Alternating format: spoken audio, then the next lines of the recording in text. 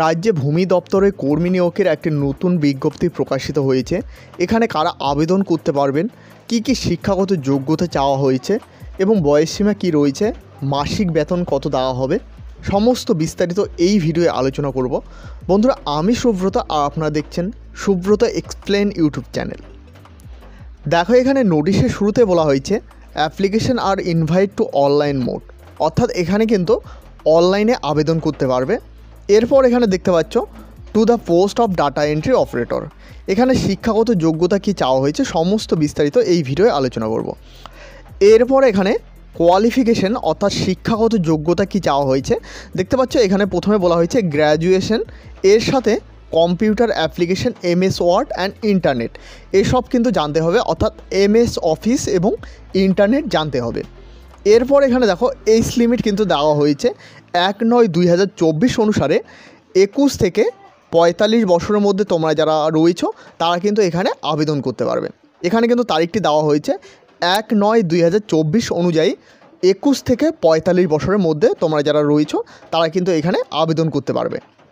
এখানে শুধুমাত্র শিক্ষাগত যোগ্যতা চাওয়া হয়েছে গ্র্যাজুয়েশন, এর সঙ্গে কম্পিউটার অ্যাপ্লিকেশন এবং MS অফিস, ইন্টারনেট এসব কিন্তু জানতে হবে, তাইলে কিন্তু এখানে আবেদন করতে পারবে। এরপর এখানে দেখতে পাচ্ছ প্রতি মাসে বেতন স্বরূপ 16,000 টাকা করে দেওয়া হবে। এই পদে চাকরি পেলে প্রতি মাসে 16,000 টাকা করে দেওয়া হবে। এখানে কিন্তু নাম্বার অফ দ্য পোস্ট, এখানে কিন্তু টোটাল 12টি পোস্ট রয়েছে, অর্থাৎ 12টি পোস্টে নিয়োগ করা হবে। এরপর এখানে দেখতে পাচ্ছ মোড অফ অ্যাপ্লিকেশন, অর্থাৎ কোথা থেকে আবেদন করবে। এখানে কিন্তু অনলাইনের মাধ্যমে আবেদন করবে। এখানে দেখতে পাচ্ছ সাইটটি দেওয়া রয়েছে, এই সাইটে ভিজিট করে কিন্তু তোমরা আবেদন করতে পারবে। এরপর এখানে দেখো মোড অফ সিলেকশন, অর্থাৎ কিভাবে নিয়োগ করা হবে সেটা কিন্তু এখানে পরিষ্কারভাবে দেওয়া হয়েছে। প্রথমে রিটেন টেস্ট অর্থাৎ লিখিত পরীক্ষা হবে, এরপর কম্পিউটার টেস্ট, এরপর পার্সোনাল টেস্ট অর্থাৎ মৌখিক পরীক্ষা, এসবের পর কিন্তু নিয়োগ করা হবে।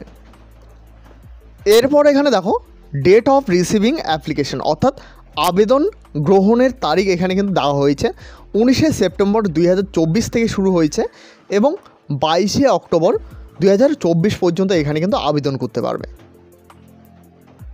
এরপর এখানে দেখো এখানে কিন্তু পরিষ্কারভাবে বলা হয়েছে যে তোমাদের রিটেন এক্সাম হবে সেটা কিন্তু 50 নম্বরে হবে এবং সেই যে 50 নম্বরের কোশ্চেন হবে সেটা কিন্তু হবে MCQ টাইপের, অর্থাৎ মাল্টিপল চয়েস কোশ্চেন, অর্থাৎ 4টি অপশান দেওয়া হবে, সেখান থেকে যেটা সঠিক হবে সেখানে টিকমার্ক দিতে হবে। এরপর এখানে দেখতে পাচ্ছ এখানে কিন্তু বলা হয়েছে 10 নম্বর থাকবে ইংরাজি, এরপর অ্যারিথমেটিক অর্থাৎ পাটিগণিত থাকবে 10 নম্বর, এরপর জেনারেল নলেজ থাকতেছে 10 নম্বর, কম্পিউটার নলেজ থাকবে 20 নম্বর। এই হলো তোমাদের মোট 50 নম্বরের লিখিত পরীক্ষা। এরপর দেখো তোমরা যারা রিটেন এক্সামে পাস করবে তাদের কম্পিউটার প্র্যাকটিক্যাল টেস্ট হবে। এই কম্পিউটার প্র্যাকটিক্যাল টেস্টে কিন্তু থাকবে 40 নাম্বার, অর্থাৎ এখানে থাকতেছে রিটেন এক্সামে 50 নাম্বার, এখানে কম্পিউটার প্র্যাকটিক্যাল টেস্টে থাকতেছে 40 নাম্বার।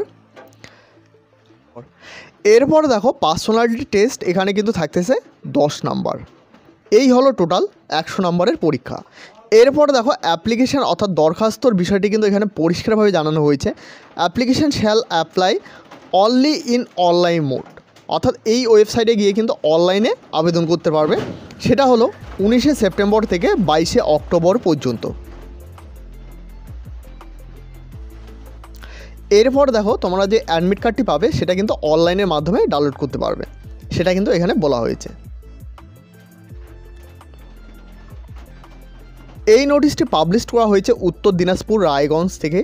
এখানে ডেটটা দেখতে পাচ্ছ 19/9/2024 তারিখে এই নোটিশটি পাবলিশ করা হয়েছে।